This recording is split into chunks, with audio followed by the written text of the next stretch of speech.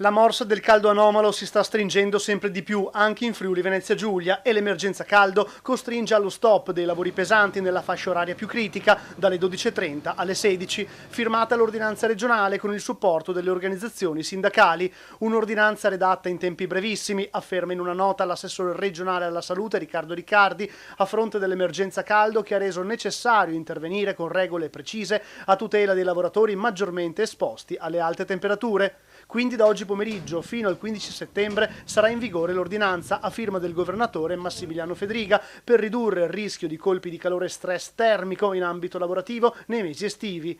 Il provvedimento prevede in particolare la sospensione dell'attività lavorativa nella fascia indicata in cantieri edili e stradali, cave in attività florovivaistiche e agricole e negli ambienti di lavoro interni non climatizzati e non sufficientemente aerati. Abbiamo ritenuto opportuno estendere la validità dell'ordinanza anche a queste ultime aree, ha detto Riccardi, nelle quali il caldo eccessivo può avere un impatto altresì pericoloso.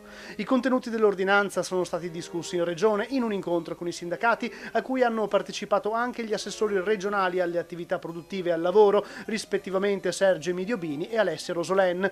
La Regione si è attivata con rapidità per venire incontro alle necessità di aziende e lavoratori in un periodo di emergenza, ha detto Bini.